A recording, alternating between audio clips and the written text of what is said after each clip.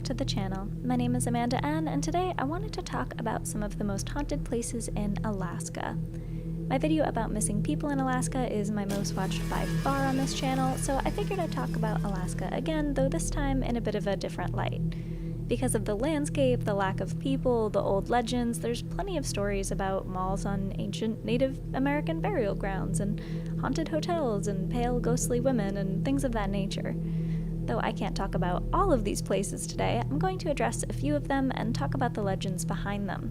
If you guys want to see a part 2 to this, let me know in those comments and I'd be happy to cover more. But in the meantime, let's start with one of the creepiest abandoned towns in Alaska, Kennicott. Kennicott, sometimes spelled with an E, sometimes with an I, was once a flourishing mining town that hasn't been inhabited since 1938. The mines may be a National Historic Landmark, as the National Park Service acquired many of the significant buildings and lands in 1988, but the actual history of this town is relatively short.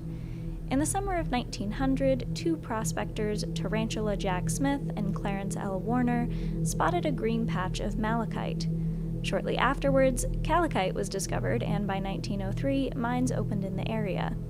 Kennicott Mining Town became like, well, plenty of other mining towns in the US. Once it gets used up, it's abandoned. The people there struggle as it starts to fail until eventually it's a ghost town.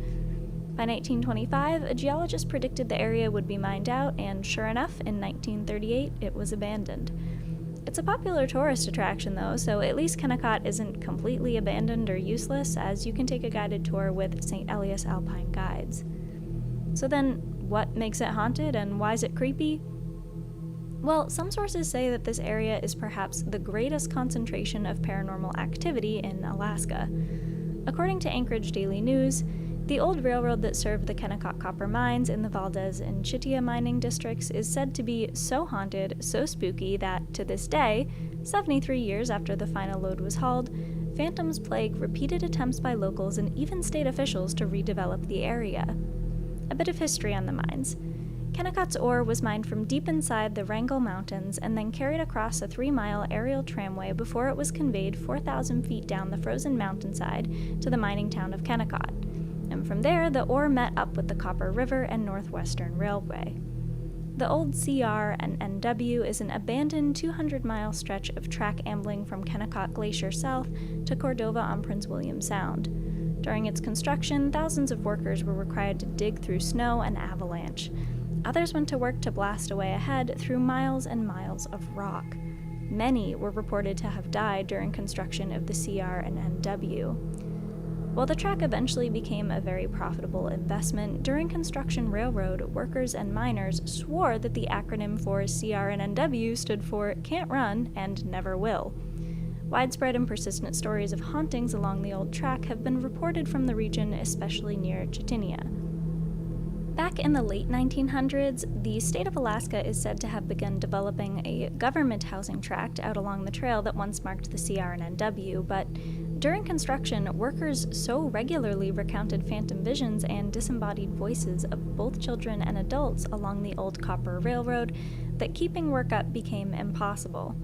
As an inside note, I can't really verify that this is the case. There may have been other reasons that kept the work from continuing, but we'll keep moving forward. Eventually, things got even worse. Construction workers, having seen the tombstones and heard the wails of long-dead miners, then started losing their tools, right out of their tool belts and boxes.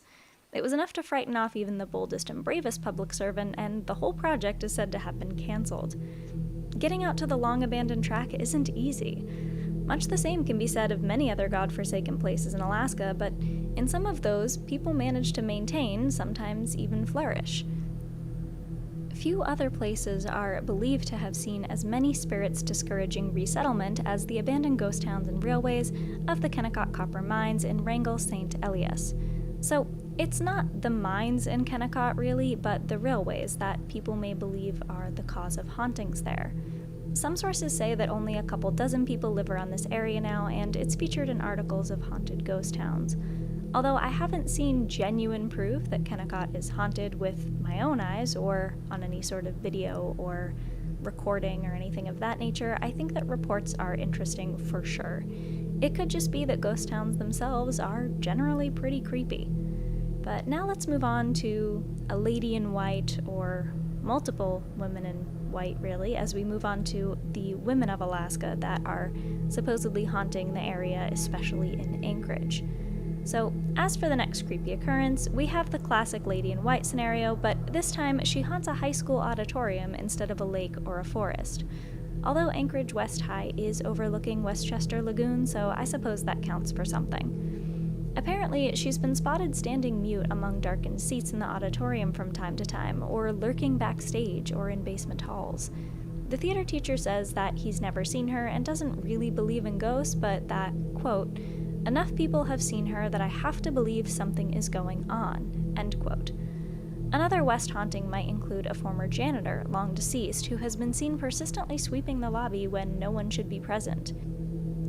There's also been reports of footsteps tip-tapping around the corner of empty halls, slamming doors, lights switching on and off, all signs that one might not be as alone as one thinks, especially when the hour is particularly late. But it's the unknown lady who haunts the most frequently. School officials, students, visitors, and a multitude of witnesses say that they've never even heard of the ghost before their encounters, so bias or expectations wouldn't really come into play as long as they're not lying. One assistant principal refuses to speak about his experience to this day. Nor is the woman in white the only woman to haunt Anchorage, of course.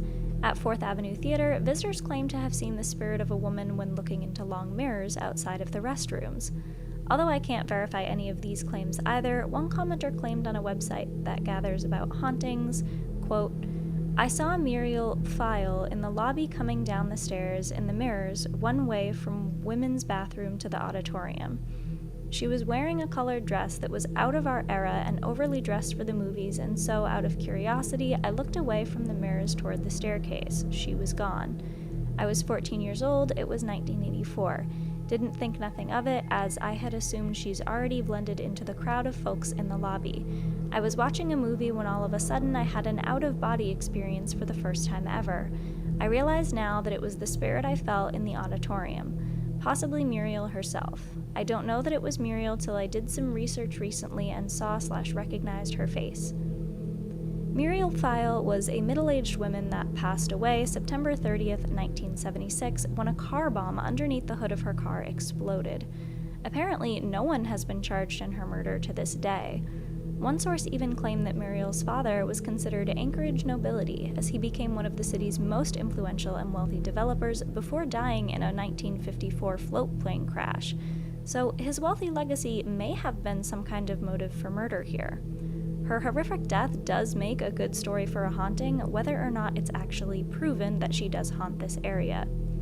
But, as we said, there's plenty other creepy women lurking around Alaska, though, for whatever reason.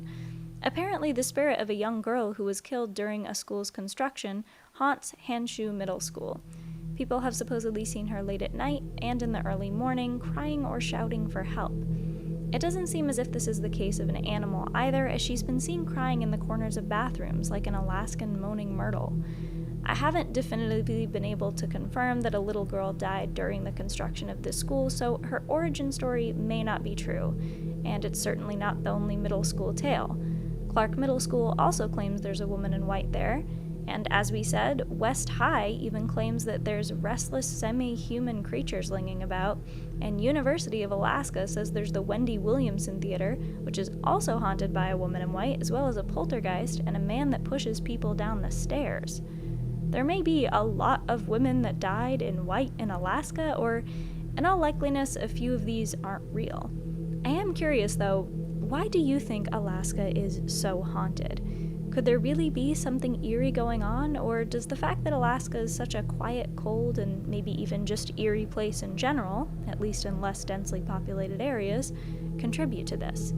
I'd love to hear your thoughts down below if you think that it could just be our human minds filling in the gaps and believing that there's ghosts where there's not, or if you think that maybe there's just some weird stuff going on in Alaska. Anyway, let me know in those comments, and if you'd like to see a part 2 to this video, let me know as well. Please like and subscribe if you haven't already, and I will see you guys next time. Bye!